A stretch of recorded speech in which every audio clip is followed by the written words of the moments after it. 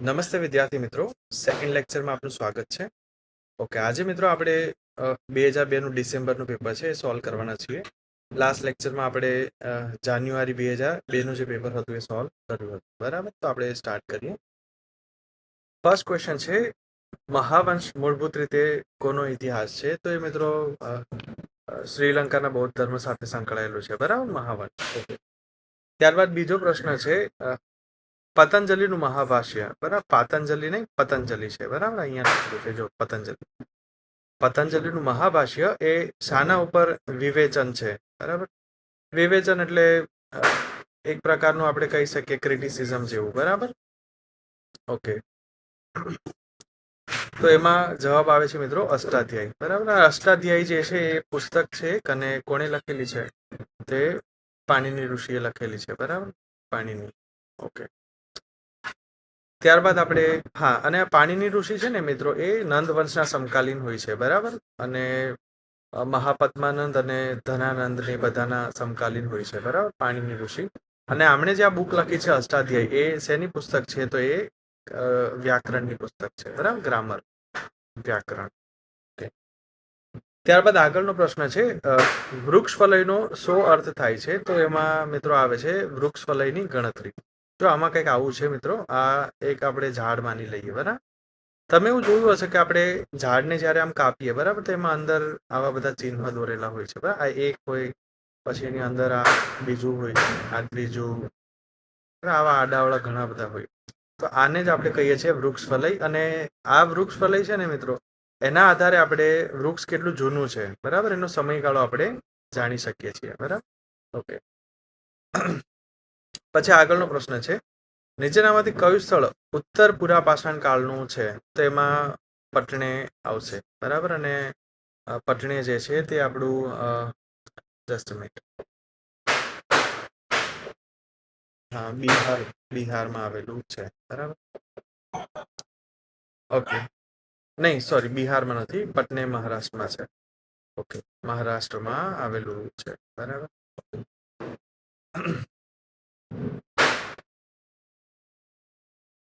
પછી આગળનો પ્રશ્ન છે, હડપ્પાની પશુપતિનાથની મુદ્રામાં નીચેનામાંથી કયા પશુની આકૃતિનું ચિત્રણ નથી? તો આખલો નથી. બરાબર, વાઘ એમાં છે, ગેંડો એમાં છે, ભેંસ છે, બીજું બે હરણ.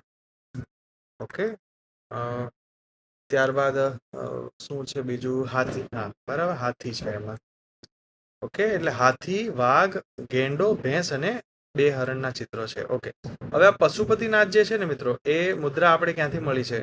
તો એ હડપ્પન સભ્યતામાં આપણે મળેલી છે ને, જે જગ્યા છે મોહેન્જો-દારો. બરાબર, ત્યાંથી આપણે મળી છે.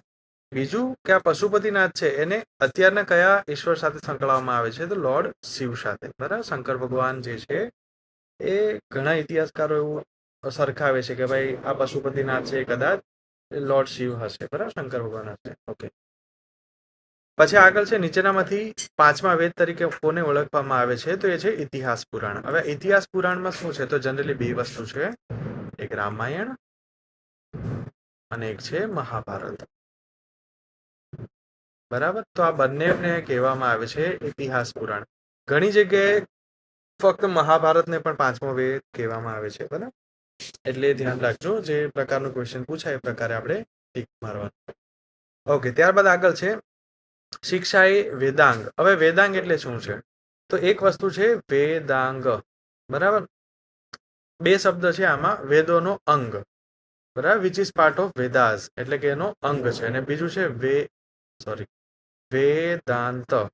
બરાબર, એટલે કે અંત, વિચ ઇઝ એન્ડ ઓફ વેદાસ. બરાબર, એટલે અંગ જે છે ને એમાં જનરલી આટલી વસ્તુ છે, જો અહીંયા લખું છું, શિક્ષા, કલ્પ, નિરુક્ત, વ્યાકરણ, જ્યોતિષ અને છંદ. અને આ 6 વસ્તુ છે ટોટલ. બરાબર, 1 2 3 4 5 અને 6. હવે આ શા માટે છે? તો આપણી ભાષા જે છે ને મિત્રો, એ ભાષા સૌથી જૂની છે, સંસ્કૃત. હવે ભાષાનું ડેવલપમેન્ટ ધીરે ધીરે થયું, પણ એ ભાષા માટે આપણી પાસે શું જોઈએ? ગ્રામર જોઈએ. બરાબર, એટલે કે વ્યાકરણ જોઈએ, પછી શબ્દ ભંડોળ જોઈએ, પછી એના શબ્દો કઈ રીતે ઉચ્ચારવા. જેમ કે તમે આપણે ઇંગ્લિશ બોલીએ ને, જેમ કે ABCD, બરાબર, તો એમાં ABCDEFGHIJKLMN OPQRSTU VWXYZ, બરાબર, એ જે બોલીએ છે તો એ કન્ટિન્યુઅસ આમ રિધમ ચાલે છે, એમાં કોઈ અપ ડાઉન્સ નથી. જ્યારે તમે એવું બોલો ને ક ખ ગ ઘ, તો આ ક છે ને એકદમ હાઈ ટોન પર છે, ખ માં થોડો બેસ એડ થાય છે, ગ માં એનાથી વધારે બેસ એડ થાય, અને ઘ જે છે ને એ એકદમ ભારી શબ્દ છે, બરાબર. તો આ બધા નિયમો ને એ બધી વસ્તુ છે એ આમાં સંકળાયેલું છે, બરાબર.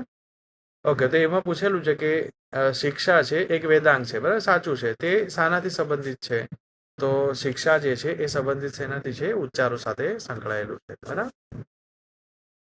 ઓકે, ત્યારબાદ 8મું છે, ભારતીય ઉપખંડના એક ભાગના ઈરાની વિજયનું પ્રમાણ કોના શિલાલેખમાં મળે છે? તો એ ડેરિયસ ફર્સ્ટ છે, બરાબર. આ દરાયસ, આ રોંગ પ્રોનાઉન્સિએશન છે, એનું નામ છે ડેરિયસ, બરાબર, ડેરિયસ, બરાબર. ઘણી બધી પુસ્તકોમાં ગુજરાતમાં છે ને મિત્રો એને દશરથ પણ કહેવામાં આવે છે, પણ એ ખરેખર રોંગ પ્રોનાઉન્સિએશન છે, એનું નામ ડેરિયસ જ છે, બરાબર. આ અંગ્રેજીમાં છે એ સાચું છે, ડેરિયસ. ઓકે ઓકે, ત્યારબાદ આગળ જોઈએ, બુદ્ધનું મૂળ નામ શું હોય છે? તો એ તમને ખ્યાલ જ છે, બરાબર, સિદ્ધાર્થ હોય છે.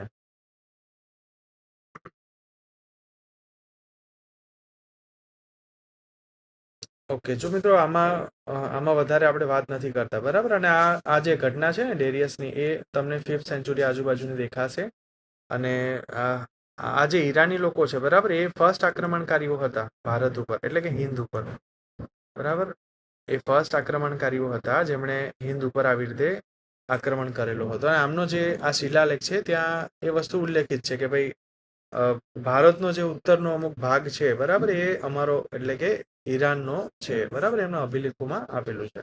ઓકે ઓકે, પછી ત્યારબાદ છે, નીચેનામાંથી કયું અશોકના મુખ્ય શિલાલેખનું સ્થળ છે? જો મિત્રો શિલાલેખ એટલે શું? તો એક આવો મોટો પથ્થર હશે અને એના ઉપર કંઈક લખાણ લખેલું હશે, બરાબર. તો ગિરનારનો શિલાલેખ તો અશોકનો છે, બરાબર. જોગડનો પણ એનો છે. માનસેહરા આ પાકિસ્તાનમાં છે, બરાબર, એ પણ અશોકનો છે. આ બરાબરા જે છે ને એ ખરેખર બારાબરાની ગુફાઓ છે, એ શિલાલેખ નથી, એ ગુફાલેખ છે. ઓકે, તો આવી રીતે આ વસ્તુ અલગ પડે છે, એટલે આપણો આન્સર શું આવશે? બરાબર, બરાબર. ઓકે, ત્યારબાદ આપણે આગળ જોઈએ, ભારતમાં રાજાધિરાજ અને મહાધિરાજ ઉચ્ચશાહી બિરુદો કોણે શરૂ કરેલા? તો એ કુષાણોએ શરૂ કર્યા હતા, બરાબર, ભારતમાં. ત્યારબાદ આગળ છે, નીચેનામાંથી કોણે તમિલ ભૂમિનું બાઇબલ કહેવામાં આવે છે? તો એ હા, બરાબર, તિરુક્કરુલ જે કુરલ, તિરુક્કુરલ, બરાબર, આ છે. અને આને છે ને ઘણી જગ્યાએ ફક્ત કુરલ પણ કહેવામાં આવે છે, બરાબર. અને આમાંથી શેની માહિતી મળે છે કુરલમાંથી? તો આ સંગમ યુગનું છે. ઓકે, સંગમ યુગની માહિતી મળે છે, અને આશરે આ 4થી 5મી સદી BC વચ્ચેનું છે, બરાબર. આ એમના રાઇટરનું નામ જ છે ને એમના નામ પરથી જ આ પુસ્તક છે એઝ ઇટ ઇઝ આપણે એને કહીએ છીએ, બરાબર. ઓકે, પછી આગળ છે, ગુપ્તોના રાજકીય ઇતિહાસ અંગેનું નાટક કયું છે? તો એમાં મિત્રો આવે છે દેવીચંદ્ર ગુપ્ત, બરાબર. આખી જે સ્ટોરી છે એ ચંદ્રગુપ્ત દ્વિતીય જે હોય છે એના મોટા ભાઈ છે રામગુપ્ત, બરાબર. અને રામગુપ્ત છે એ દુશ્મનો સામે ટેકી દે છે, બરાબર, અને હાર માની લે છે. એની સામે એક સંધિ પણ પાછા એવી કરી આવે છે કે ભાઈ એક ધ્રુવ સ્વામીની છે, આમના વાઇફ છે રામગુપ્તના, બરાબર, ધ્રુવ સ્વામીની. તો એ એવું એક એગ્રીમેન્ટ કરી દે છે કે ધ્રુવ સ્વામીનીને સામેવાળા પક્ષે મોકલી આપશે, બરાબર. અને ચંદ્રગુપ્ત સેકન્ડ જે છે એનો વિરોધ કરે છે, અને ઘણી જગ્યાએ એવું કહે છે કે રામગુપ્તને મારી નાખે છે, એના મોટા ભાઈને, અને ધ્રુવ સ્વામીની રક્ષા કરે છે. કઈ રીતે? કે જે બગી જે હોય છે ને એમાં ચંદ્રગુપ્ત સેકન્ડ જે હોય છે, બરાબર, એ પોતે બેસીને ચાલ્યા ગયા ત્યાં, અને પછી દુશ્મનો જે હોય છે એને ખતમ કરે છે, બરાબર. તો એ બધું વર્ણન આમાં આપેલું છે, બરાબર, દેવીચંદ્ર ગુપ્તમમાં. ઓકે, તો એ ગુપ્ત સમયનું છે, બરાબર. પછી ત્યારબાદ છે, રાષ્ટ્રકૂટ વંશનો સ્થાપક કોણ હોય છે? તો એ દંતીદુર્ગ છે, બરાબર. આમ 735 આજુબાજુ એ દંતીદુર્ગ છે એ વ્યક્તિ આપણે જોવા મળે છે, પણ 753માં એનું સત્તા જે છે એ મૂળ રીતે સ્થપાય છે, બરાબર, 753 AD, બરાબર. પછી અમુક શાસકો જે છે એ અગત્યના આપણે જોવા મળે છે, અને એ પૂછાય છે, બરાબર, ક્રમ પ્રમાણે.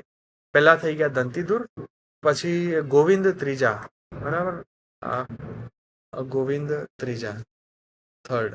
ઓકે, પછી ગોવિંદ ત્રીજા પછી અમોઘવર્મન. અમોઘવર્મન.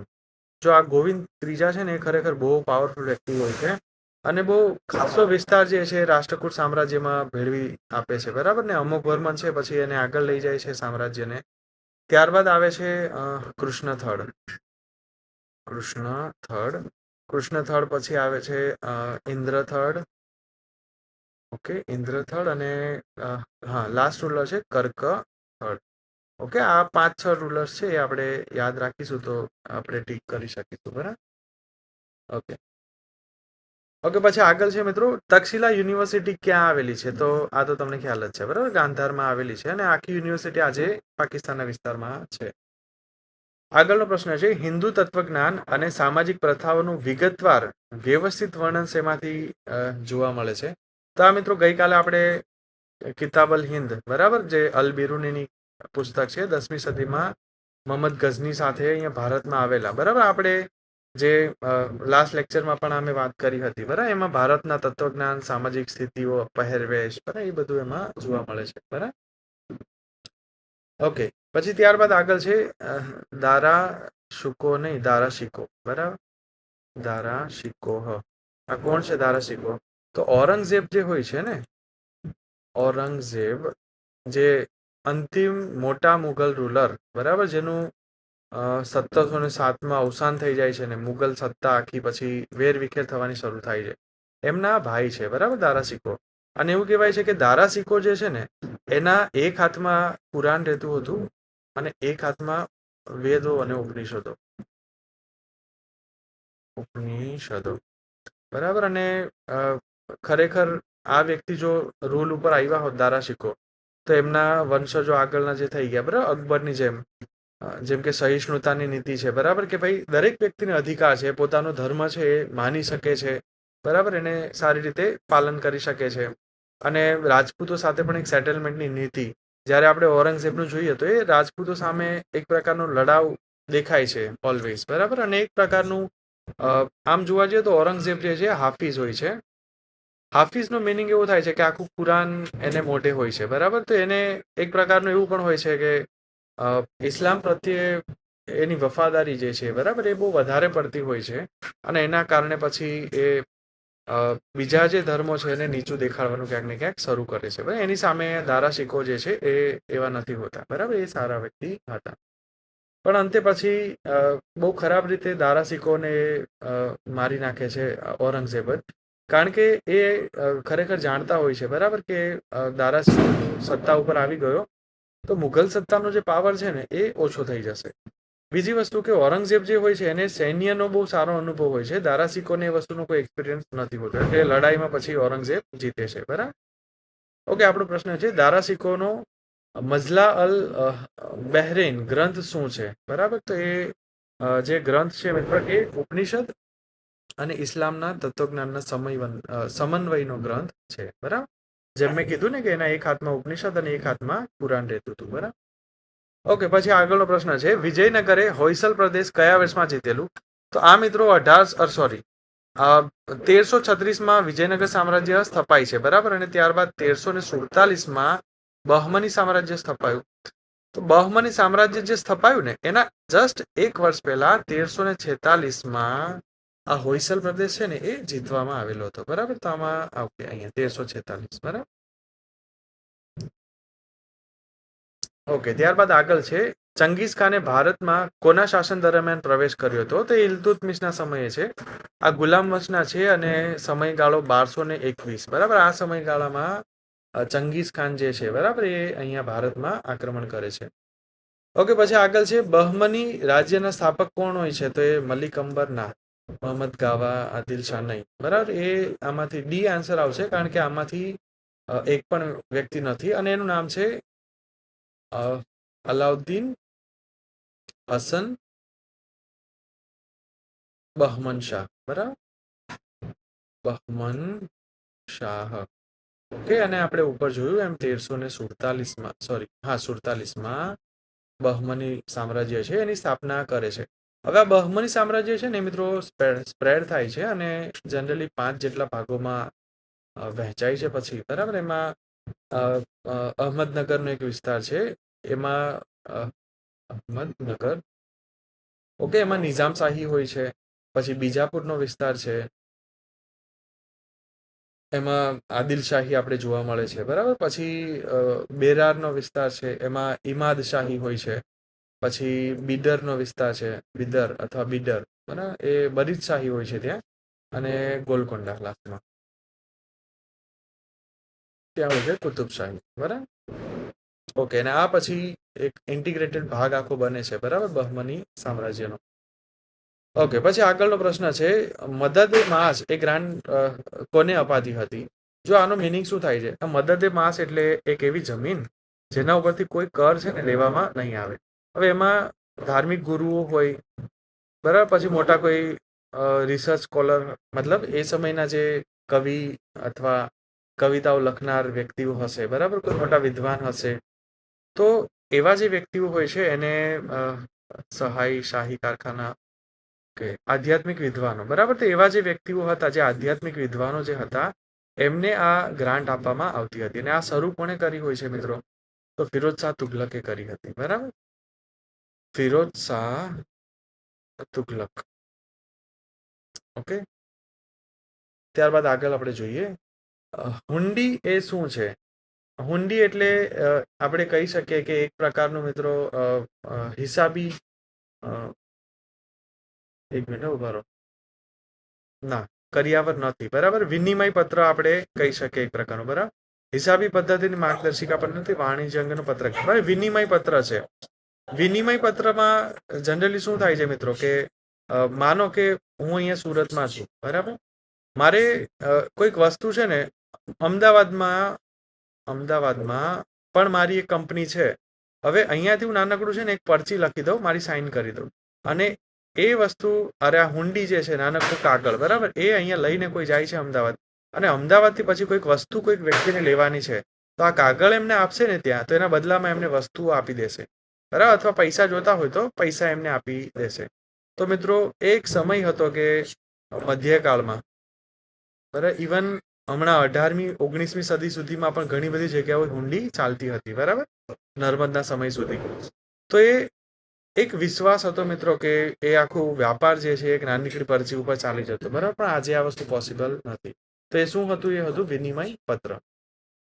ઓકે, પછી આગળનો પ્રશ્ન છે મિત્રો કે દસ્તુર સર્કલ નો અર્થ શું થાય છે? તો એનો મતલબ થાય છે મિત્રો ભૂમિકરની ગણતરી કરવા માટે કિંમતની યાદી, બરાબર. પછી આગળ છે કાનૂનગોના કાર્ય ક્યાં હતા, બરાબર, એટલે કાનૂનગોનું કાર્ય શું હતું? હવે કાનૂનગો જે છે ને મિત્રો એક પ્રકારના લહિયા જ્ઞાતિના લોકો હોય છે, બરાબર. અને એ શું કરતા હતા? તો પરગણાના જે મહેસૂલ હોય ને એના દફતરોની જાળવણી કરતા, બરાબર. તો આમાં આન્સર આવે છે એ, બરાબર. ઓકે, હા, બીજી એક વસ્તુ કે આ અકબરના સમયે આ કાનૂનગો જે છે, બરાબર, આ અકબરના સમયે આ શરૂ કરવામાં આવેલું હતું, બરાબર. પછી આગળનો પ્રશ્ન છે મિત્રો કે 24મી સદીના ઉત્તરાર્ધના ગ્રામ્ય સામંત વર્ગનું પ્રતિબિંબ કયા સમૂહમાં પડે છે? તો એમાં આપણો જવાબ છે મિત્રો આ 3 ખૂંટો, પછી મુકાદમો અને ચૌધરીઓ, બરાબર. 26મું છે કયા ગુરુએ શીખોને ખાલસા રૂપે સંગઠિત કર્યા હતા? તો એ છે ગુરુ ગોવિંદસિંહજી, બરાબર. અને ગુરુ ગોવિંદસિંહજી છે એ શીખ ધર્મના 10મા ગુરુ છે, બરાબર. અને પછી ગ્રંથ સાહેબની રચના કરે છે, અને ગ્રંથ સાહેબ જે છે એને જ પછી ગુરુ તરીકે આજ સુધી માનવામાં આવે છે, બરાબર. અને એમણે ખાલસા કોમ્યુનિટીની સ્થાપના કરી હતી, જે જનરલી એક પ્રકારનું લડવૈયાઓ હતા, બરાબર, જે શીખ ધર્મ છે એને બચાવવા માટેના એ યોદ્ધાઓ હોય છે, બરાબર. ઓકે, પછી આગળનો પ્રશ્ન છે મનોહર એ કોના દરબારના ચિત્રકાર હોય છે, બરાબર. તો એમાં જહાંગીર આવશે, બરાબર. જહાંગીરના બીજા પણ દરબારી કવિઓ છે, એ જેમ કે આપણે એક મિનિટ, એક સ્લોગન છે મિત્રો, મન બીજી, બરાબર. આપણું મન જે છે ને એ બહુ બીજી છે, કારણ કે ચિત્ર એટલું સરસ મજાનું જોઈ લીધું ને આપણે, મન શું થઈ ગયું? બીજી, બરાબર. તો મન પરથી આપણે મનસુર, પછી એ ઉપરથી છે અનુપ, અને અબુલ હસન. ઓકે, પછી એન છે, એન ઉપરથી છે, ઓકે ના એન ઉપરથી, ઓકે એમ ઉપરથી છે, આ મન બીજી એટલે મનસૂર થઈ ગયું. પછી એમાં એમ જ છે, બીજા છે, એ એમનું નામ છે મનોહર. બરાબર, મનોહર. ત્યારબાદ છે, હા, બી ઉપરથી છે બિશનદાસ અને જી ઉપરથી છે ગોવર્ધન. બરાબર, ઓકે. તો અનુપ થઈ ગયા, પછી અબુલ હસન છે, પછી મનોહર છે, ઓકે, ગોવર્ધન છે, બિશનદાસ છે અને મનસૂર. ઓકે, આ મેઇન છે, ઘણીવાર પૂછાય છે. બરાબર, ત્યારબાદ આગળ આપણે જોઈએ કે નીચેનામાંથી કોણ શાહજહાંના દરબારના ચિત્રકાર ન હતા. બરાબર, તો આ ફર્સ્ટ જે છે બસવંત. બરાબર, આ વ્યક્તિ નહોતા. કે એના સિવાયના આપણે જોવા મળે છે. આ અનુપ જે છે ને, બરાબર, જે અહીંયા ઉપર હતા એ જ અનુપ છે. અને એ અનુપ એમના પિતાના સમયે પણ હોય છે. બરાબર, જહાંગીરના સમયે અને શાહજહાંના સમયે પણ આપણે જોવા મળે છે. બરાબર, ઓકે. રાય અનુપ છે એ આઈ થિંક અનુપનું જ બીજું નામ છે. બરાબર, ઓકે. પછી આગળનો પ્રશ્ન છે, રામાયણ અને મહાભારતનું ફારસી ભાષામાં ભાષાંતર કોના શાસનકાળમાં થયું હતું? તો એ મિત્રો થાય છે અકબરના સમયકાળમાં. બરાબર, ઓકે. પછી આગળનો પ્રશ્ન છે, અશોકના અભિલેખોને ઉકેલવાનો પ્રયત્ન કરનાર સુલતાન કોણ હોય છે? તો એ ફિરોઝ શાહ તુગલક હોય છે. અને એક જગ્યા છે મિત્રો ટોપરા. બરાબર, ત્યાં ટોપરામાં જે અભિલેખ હોય છે દિલ્હી સ્થળાંતરિત કરે છે અને એને પ્રયત્ન કરે છે કે ઉકેલી શકે. બરાબર, પણ એમાં કઈ સફળતા ત્યારે નથી મળતી. બરાબર, ઓકે. ઓકે, પછી મેચિંગ કરવાનું છે મિત્રો. જો આ આપણે લાસ્ટ લેક્ચરમાં વાત કરી ચૂક્યા છે. બરાબર, અમલેન્દુ ગુહા, પછી રંજીત ગુહા, આ બધા કયા છે? આ બધા છે સબલ્ટન. બરાબર, એટલે એ સાથે આપણે આ એક મેચ થઈ જાય ને એ સાથે, ઓકે, એ સાથે આ એટલે આપણો જવાબ જે છે એ આવી જશે. બરાબર, સી. ઓકે, બાકીને આપણે જોઈ લઈએ. જેમ્સ મિલ જે છે, બરાબર, તો જેમ્સ મિલમાં આવે છે એક, એટલે કે સામ્રાજ્યવાદી, એટલે કે કોલોનિયલ. બરાબર, પછી આર કે મુખર્જી છે, તો આર કે મુખર્જી જે છે, જેમ્સ મિલ, આર કે મુખર્જી જે છે એ રાષ્ટ્રવાદી છે. બરાબર, અને ડીડી કોસાંબી જે છે એ માર્ક્સવાદી. બરાબર, આમની આપણે ગઈકાલે વાત કરી હતી, દામોદર ધર્માનંદ કોસાંબી. ઓકે,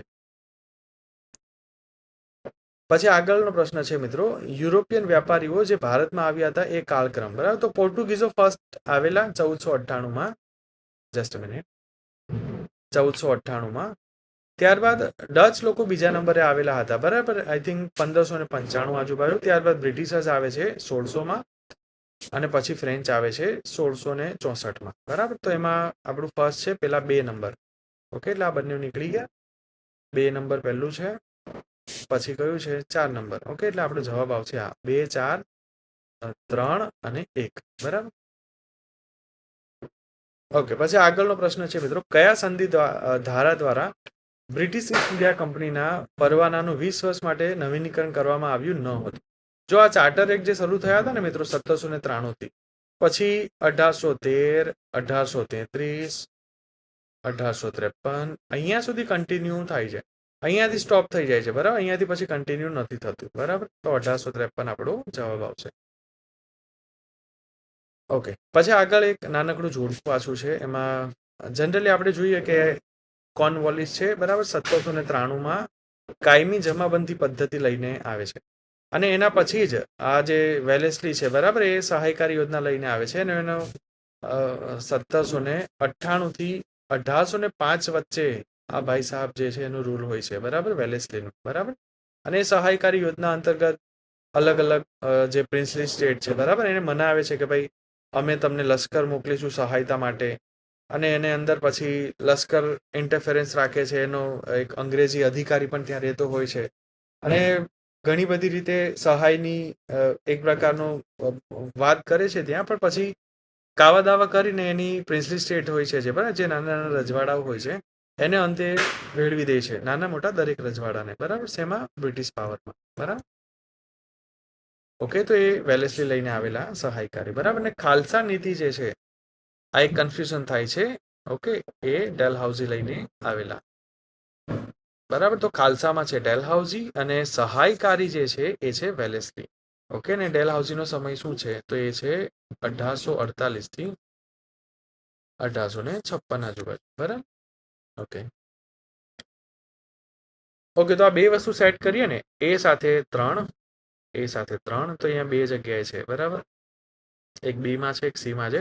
પણ બીજું આપણે જોઈએ કે બી સાથે 4, તો બી સાથે 4 શેમાં છે? આમાં છે, બી માં. બરાબર. એટલે એ સાથે 3, બી સાથે 4, સી સાથે 1, એટલે કે એમ છે. તો પ્રથમ બર્મિક વિગ્રહ, બર્મિક વિગ્રહ છે ને એ મિત્રો 1824માં થયો હતો. બરાબર. ત્યારબાદ ડી સાથે 2, એટલે આ લાસ્ટ જે બચેલું છે. અને પ્રથમ અફઘાન વિગ્રહ, અફઘાન વિગ્રહ ક્યારે થાય છે? તો એ થાય છે 1839. બરાબર. 1839માં. બરાબર. ઓકે, ચાલો આપણે આગળ વધીએ. આગળનો પ્રશ્ન છે મિત્રો, કયા કાયદાથી કોમી મતદાર દાખલ કરવામાં આવેલું હતું? બરાબર. એટલે કમ્યુનલ ઇલેક્ટોરેટ જે છે એ દાખલ, તો એ 1909ના એક્ટ જે છે, જેને આપણે મોર્લેમેન્ટો કહીએ છીએ. બરાબર. એમાં સ્ટાર્ટિંગમાં હિન્દુ અને મુસ્લિમ આ બંનેનું સેપરેટ થયું, અને ત્યારબાદ શીખ થઈ ગયા, ઈસાઈ થઈ ગયા, પછી એંગ્લો ઇન્ડિયન થઈ ગયા. બરાબર. એ બધાનું અલગ થાય છે. બરાબર.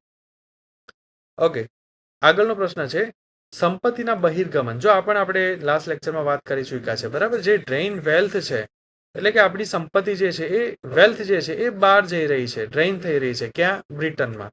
અને કોણ કરી રહ્યું છે? અંગ્રેજો. બરાબર. અને આ સિદ્ધાંત કોણે આપેલો? દાદાભાઈ નવરોજી. અને દાદાભાઈ નવરોજી જે છે ઇન્ડિયન કોંગ્રેસ આઈએનસીના સેકન્ડ અધ્યક્ષ હતા. બરાબર. પહેલા હતા વ્યોમેશચંદ્ર બેનર્જી, એ હિન્દુ હોય છે. દાદાભાઈ નવરોજી બીજા અધ્યક્ષ, જે કોણ હોય છે? પારસી. બરાબર. ઓકે, ત્યારબાદ આગળનો પ્રશ્ન છે, નીચેનામાંથી કયું શિક્ષણના વિકાસ સાથે સંકળાયેલું ન હતું? તો ચાર્લ્સ વુડ ડિસ્પેચ, એટલે કે ચાર્લ્સ વુડ ખરીતો, એ 1854માં ડેલહાઉસીના સમયે આવેલો. અને આના જ પરિણામે લાસ્ટ લેક્ચરમાં આપણે જોયું કે 1857માં શું આવે છે? University act. અને એમાં કઈ યુનિવર્સિટી સ્થપાય છે? તો બંગાળ, એટલે કે કલકત્તા યુનિવર્સિટી, મદ્રાસ યુનિવર્સિટી અને મુંબઈ યુનિવર્સિટી. પણ 3 યુનિવર્સિટી ભારતમાં બને. તો આ તો છે શિક્ષણ સાથે. પછી હન્ટર કમિશન છે ને એ આવે છે 1882માં. બરાબર. એ આપણા રિપન છે એમના સમયે આવે છે. બરાબર. જે સ્થાનિક સ્વરાજના પિતા આપણે ઓળખીએ છીએ એમના સમય. તો આ પણ શિક્ષણ સાથે સંકળાયેલું છે. પછી રેલે કમિશન છે આવે છે 1904માં. આ પણ શિક્ષણ સાથે સંકળાયેલું છે. બટલર સમિતિ છે ને એ શિક્ષણ સાથે સંકળાયેલું નથી મિત્રો. કારણ કે બટલર કમિટી જે છે ને એ આવે છે 1927માં. અને એનું મેઇન કામ શું છે કે બ્રિટિશ સત્તા જે છે ને એ અને પ્રિન્સલી સ્ટેટ, એટલે કે દેશી રજવાડાઓ, બરાબર, એ બંને વચ્ચેનો સંબંધ છે ને એ સારા થઈ જાય. બરાબર. અને એના માટેની આખી તપાસ કરવાનું એ આખું કમિશન હોય છે. બરાબર. એને આપણે કહીએ છીએ બટલર કમિશન. અને અંતે રિપોર્ટ સોંપે છે, અને એમાં એવી વાતો હોય છે કે આપણે એવું શું કરી શકીએ કે જેથી પ્રિન્સલી સ્ટેટ જે છે એની સાથે સંબંધ આપણા સુધરી જાય. બરાબર. ઓકે, પછી 38મો પ્રશ્ન છે મિત્રો, એ જોડકા છે. એમાં યોગ્ય રીતે કયા ગોઠવાયેલા નથી? તો એ ફર્સ્ટ છે દેવેન્દ્રનાથ ટાગોર. તો એ સાચું છે. તત્વબોધિની સંસ્થા એમણે 1839માં સ્થાપી હતી. ત્યારબાદ રાધાકાંત દેવ દ્વારા 1830માં આ ધર્મસભા સ્થાપવામાં આવી. બીજું છે જીકે ગોખલે, તો એ સર્વન્ટ ઓફ ઇન્ડિયન સોસાયટી. બરાબર. એ પણ એમના દ્વારા just a minute, I think 1905 આજુબાજુ છે. બરાબર. એ 1905 આજુબાજુ સ્થાપવામાં આવી હતી. ઓકે, તો આપણો જવાબ આવે છે દયાનંદ સરસ્વતી વેદ સમાજ. શા માટે? દયાનંદ સરસ્વતી મિત્રો વેદ સમાજ નથી સ્થાપી, એમણે સ્થાપી છે આર્ય સમાજ. અને એ ક્યારે સ્થાપી હતી? 1875. બરાબર. તો વેદ સમાજ કોણે સ્થાપેલું? તો એ સ્થાપેલું છે કેશવચંદ્ર સેન. ઓકે ઓકે, ચાલો આગળ વધીએ આપણે. આગળનો પ્રશ્ન છે મિત્રો, મહાર સત્યાગ્રહની નેતાગીરી કોણે લીધી હોય છે? તો એ બી આર આંબેડકરે લીધી હોય છે. અને આ મિત્રો 1927ની ઘટના છે. અને જે અસ્પૃશ્યતા કહીએ ને મિત્રો, એ આ એનું એક આગવું ઉદાહરણ છે. અને એટલા જ માટે બી આર આંબેડકરે આ આખી મુવમેન્ટ જે છે લીડ કરવી પડેલી. હવે આમાં થયું શું હતું? તો મહારાષ્ટ્રનો એક વિસ્તાર છે, બરાબર, મહાર. હવે ત્યાં એક નાનકડું તળાવ છે, અને જે સવર્ણ લોકો જે છે, બરાબર, એ દલિત લોકો ત્યાંના જે હતા મહાર ગામના, એમને તળાવમાંથી પાણી અથવા કંઈ પણ વસ્તુ લઈ જવાની કે નાહવાની ના પાડે છે. શા માટે? કે ભાઈ તમે અસ્પૃશ્ય છો, તમને આ પાણીનો યુઝ તમે કરી લેશો તો પછી અમે પણ અછૂત થઈ જશું તમારી સાથે. અને એટલા માટે પછી BR આંબેડકર જે છે આખું નેતૃત્વ ત્યાંથી લે છે અને એ લોકો જે છે બરાબર એમનો એક પ્રકારનો સપોર્ટ ત્યાંથી આપે છે બરાબર, જે ત્યાંના જે દલિત લોકો હોય છે એમને, અને આખી આ મુવમેન્ટ છે ત્યાંથી ચલાવે છે બરાબર 1927માં. ઓકે, પછી આગળનો પ્રશ્ન છે મિત્રો કે 1857 ના પ્રથમ શસ્ત્રવાદી નેતા કોણ છે? તો એ વાસુદેવ બળવંત ફડકે છે બરાબર. આ ગુજરાતની જીકેની બુકમાં અને આપણે ભારતનું જીકે વાંચતા હોય ત્યાં ઘણીવાર આ વસ્તુ જોવા મળે છે બરાબર. અને આપણે જાણીએ છીએ કે 1857ના વિપ્લવ પછી બહુ મોટા પાયે શસ્ત્રની જે આખી ક્રાંતિ છે બરાબર, એ સ્પ્રેડ આપણે ભારતભરમાં કરી હતી બરાબર.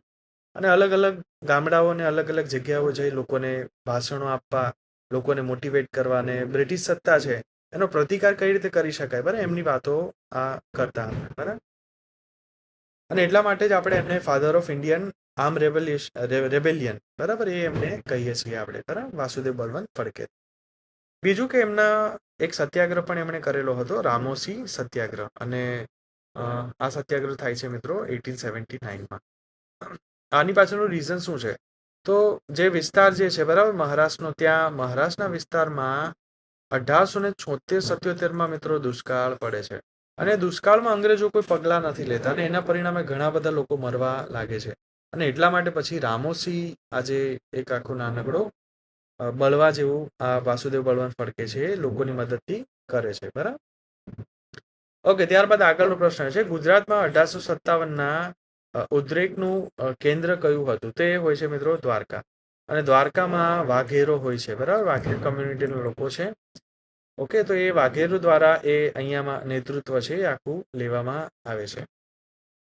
અને એ સમયે આમ જોવા જઈએ તો મેઇન વિસ્તારને આપણે ઓખા મંડળ કહી શકીએ. ઓખા બરાબર, ઓખા મંડળ. ઓકે, એટલે ઓખા મંડળના વાઘેરો બરાબર.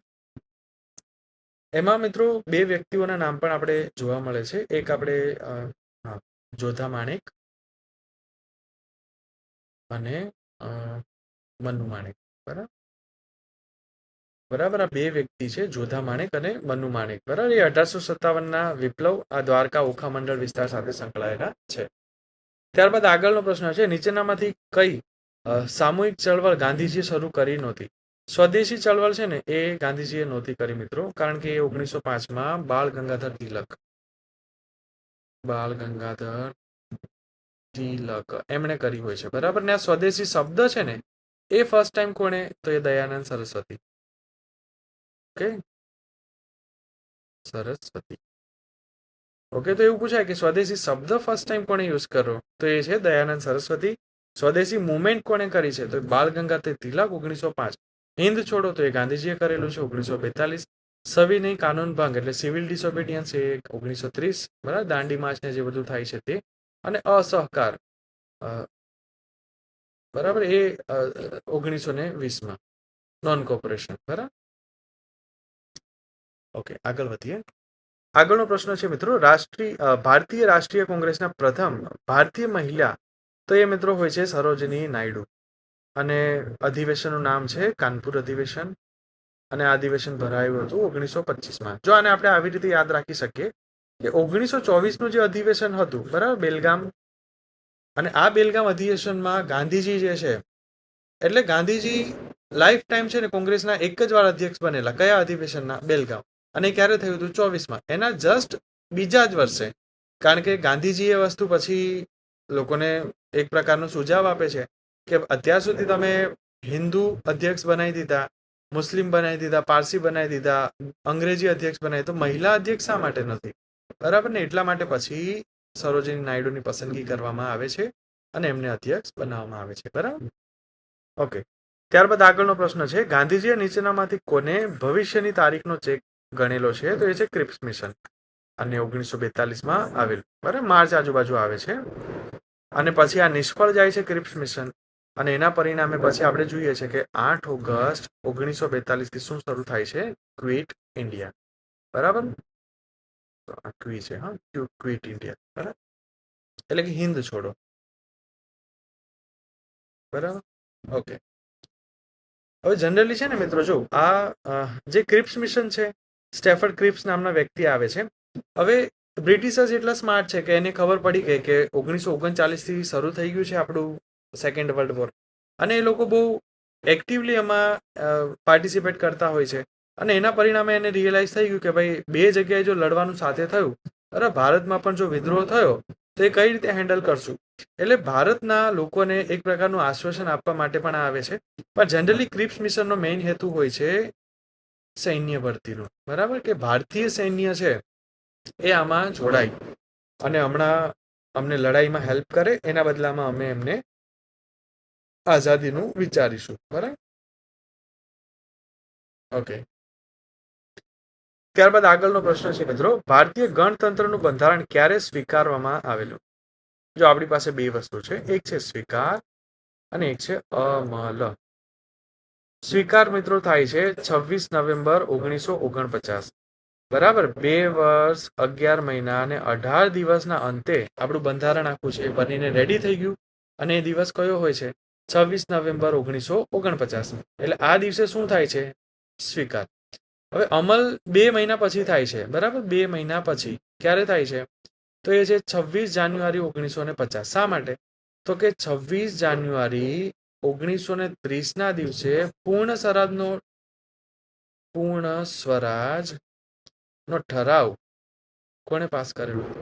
જવાહરલાલ નહેરુ. બરાબર, જવાહરલાલ નહેરુ. અને એટલા જ માટે આપણે શું કર્યું? તો આપણે 2 મહિના રાહ જોઈ. ઓકે, આની યાદમાં પૂર્ણ સ્વરાજનો જે ઠરાવ હતો, ઓકે, અને ઇન્ડિયન નેશનલ કોંગ્રેસ દ્વારા એ આખો ઠરાવ જે છે એ પસાર કરેલો. એટલા માટે જવાહરલાલ નહેરુ, કારણ કે એ સમયે ઇન્ડિયન નેશનલ કોંગ્રેસ જે હોય છે એના અધ્યક્ષ હોય છે જવાહરલાલ નહેરુ. બરાબર, ઓકે. પછી આગળનો પ્રશ્ન છે મિત્રો કે લ્યુસીની શોધ કોણે કરી હતી? તો એ છે જસ્ટ મિનિટ. હા, એ છે આરડી લીકી. હવે આપણે એક વસ્તુ સમજી લઈએ કે આ લ્યુસી છે શું. બરાબર, LUCY. લ્યુસી છે ને મિત્રો એક પ્રકારનો આદિમાનવ છે. આદિમાનવ. અને ઓસ્ટ્રેલોપિથેકસ, બરાબર, એનું નામ છે ઓસ્ટ્રેલોપિથેકસ. અને આનો મિનિંગ શું થાય છે? તો આનો મિનિંગ થાય છે દક્ષિણી માનવ. અને આ માનવ કઈ જગ્યાએ જોવા મળે છે? દક્ષિણી માનવ. બરાબર, તો આ નોર્થ અમેરિકા, આ સાઉથ અમેરિકા, એની સામે તમને દેખાશે આફ્રિકા, અને આફ્રિકાના આ જે વિસ્તાર છે ને ત્યાં તમને આ જોવા મળશે. બરાબર, ઓસ્ટ્રેલોપિથેકસ. બરાબર, ઓકે. પછી આગળનો પ્રશ્ન છે મિત્રો કે મહામંદિરનો પ્રારંભ ક્યાં થયો હતો? તો એમાં મિત્રો જવાબ આવે છે અમેરિકા. બરાબર, આ 2829 ની વાત છે. બરાબર, જ્યાં મહામંદી આવી હતી એ. ઓકે, પછી આગળનો પ્રશ્ન છે મિત્રો કે ઇંગ્લેન્ડ પ્રોટેસ્ટન્ટ ધર્મી બની ગયું. તો એનું મેઇન રીઝન મિત્રો પોલિટિકલ રીઝન હોય છે. કારણ કે આ આખી ઘટના છે 1554ની, અને એ સમયે હેનરી 8th નામના ત્યાંના શાસક છે. બરાબર, ઇંગ્લેન્ડના. હવે થાય છે એવું કે એણે જો છૂટાછેડા લેવા હોય ને તો એ પરમિશન લેવી પડે રોમ. રોમ એટલે કે ઇટલીની રાજધાની. બરાબર, અને એ સમયનું રોમ જે છે એ ત્યાંથી ચર્ચ જે પણ આદેશો બહાર પાડે એ આખી દુનિયાના જેટલા પણ ક્રિશ્ચિયન ચર્ચ છે એ બધા ફોલો કરે છે. તો હેનરી 8th જે છે, બરાબર, એને એની વાઈફ સાથે છૂટાછેડા લેવા છે, અને એની પાસે જાય છે રોમમાં, જે પાદરી છે એની પાસે. પણ એ પાદરી એને ના પાડી દે છે. અને એના પરિણામે એ વ્યક્તિ પછી શું કરે છે કે 1554, જો અહીંયા લખેલું છે, અહીંયા નથી લખતો, 1554માં એક કાયદો પસાર કરી દે છે કે હવેથી રોમ જે છે, બરાબર, એ આવી નિજી બાબતો જે હોય ને એમાં હસ્તક્ષેપ નહીં કરી શકે. બરાબર, તો એ રાજકીય વસ્તુ છે. બરાબર, અને ત્યાંથી પછી ઇંગ્લેન્ડ આખું પ્રોટેસ્ટન્ટ ધર્મી બની જાય છે. એના પહેલા કેવું હોય છે? કેથોલિક. અને કેથોલિક શું છે? તો કેથોલિક એક સંપ્રદાય છે. બરાબર, અને ક્રિશ્ચિયન ધર્મમાં બે સંપ્રદાયો છે. કેથોલિક જે જૂનો હોય છે, અને પ્રોટેસ્ટન્ટ જે છે ને મિત્રો, બરાબર, જે આ લખેલું છે અહીંયા, એ પ્રોટેસ્ટ કરનાર જે લોકો હતા. બરાબર, આપણે ગયા લેક્ચરમાં જોયું હતું કે એક માર્ટિન લ્યુથર નામના એક વ્યક્તિ છે, એ પ્રોટેસ્ટન્ટ મુવમેન્ટ આખી સ્ટાર્ટ કરે છે. બરાબર, ધર્મ સુધારણા આખું શરૂ થાય છે. તો એ શરૂ કરનાર વ્યક્તિ પછીનો જે સમય એક આખો સંપ્રદાય બને છે એ સમય પછી એ આખો પ્રોટેસ્ટન્ટ એટલે કે કેથોલિક પહેલો સંપ્રદાય અને સેકન્ડ બને છે પ્રોટેસ્ટન્ટ. બરાબર. પછી આગળનો પ્રશ્ન છે મિત્રો, પુરુષાર્થ વિભાવનાનો અર્થ શું થાય છે? તો જો આપણે હિન્દુ ધર્મમાં 4 પુરુષાર્થ કીધા છે: ધર્મ, અર્થ, કામ અને મોક્ષ. બરાબર. એન્ડમાં શું છે? મોક્ષ. બરાબર. તો એ શું છે? માણસે કરેલી કમાઈ? નહીં. માણસ દ્વારા કરાતી લડાઈ? નહીં. પુરુષ વિભાવનાનો અર્થ? નહીં. આ છે જીવન જીવવાના ધ્યેય છે. બરાબર. આપણા ધ્યેય છે 4 એ અનુસાર આપણે જીવન જીવવું જોઈએ. બરાબર. જો આ અર્થ છે ને, આ તમને એવું લાગે કે આ કમાણી છે એની સાથે થોડું મેચ થતું લાગે, પણ એવું નથી મિત્રો. ફક્ત કમાણી છે ને એના ઉપર આપણે ફોકસ નથી કર્યું. બરાબર. કારણ કે ઘણીવાર કમાણીમાંથી ઘણો હિસ્સો પણ આપણે ધર્મના નામે કાઢતા હોઈએ. પછી મતલબ આપણે હંમેશા પૈસાને ઉપર નથી રાખ્યું દરેક વસ્તુમાં એમ. જ્યારે જરૂર પડે તો આપણે પૈસાનો ત્યાગ કર્યો છે. બરાબર. જેમ કે બુદ્ધ થઈ ગયા, મહાવીર થઈ ગયા, તો એ તો રાજાઓ હતા, એમની પાસે અઢળક પૈસો હતો, છતાં પણ એ વસ્તુ બધું ત્યાગીને પણ જે આ બધા પુરુષાર્થ છે બરાબર એને મેળવવા માટે નીકળે છે. અને જો એમાં એન્ડમાં એક જ વસ્તુ છે, શું? મોક્ષ. બરાબર. ઓકે. પછી આગળનું છે મિત્રો કે સરાફ શબ્દનો અર્થ શું થાય છે? તો એ ટૂંકા ગાળાનું કરજ આપનાર વ્યક્તિ. બરાબર. એ સાચું છે ફર્સ્ટ, એટલે આપણો આન્સર આવશે એ. બરાબર. અને આ જનરલી શું કહેવાય, બ્રિટિશર્સના સમયે બરાબર એ આપણે જોવા મળે છે. સરાફો બધા અલગ અલગ સરાફો મંડળી પણ એ લોકો શરૂ કરે છે, સરાફ મંડળીઓ. એનો હેતુ શું છે કે એક પ્રકારની એક એવી વ્યવસ્થા બને કે ખેડૂતોને એ લોકો લોન આપે. બરાબર. અને લોન પછી ખેડૂતો ચૂકવી ન શકે તો એની જમીન જે છે એ સરાફ લઈ લે, અને સરાફ જે છે એની પાસેથી પછી જમીન કોની પાસે જાય? અંગ્રેજ સરકાર પાસે. તો એક આખી ગોઠવણી કરેલી હતી જેથી ભારતના લોકોને પાયમાલ કરી શકાય. બરાબર. ઓકે વિદ્યાર્થી મિત્રો, તો આ 50 ક્વેશ્ચન જે છે આપણે સોલ્વ કર્યા, જે બીજું પેપર હતું. આશા છે તમને ગમ્યું હશે. આપણે મળીશું નેક્સ્ટ લેક્ચરમાં, જે નેક્સ્ટ પેપર હશે એમાં. તો thank you for joining me. C you in next video.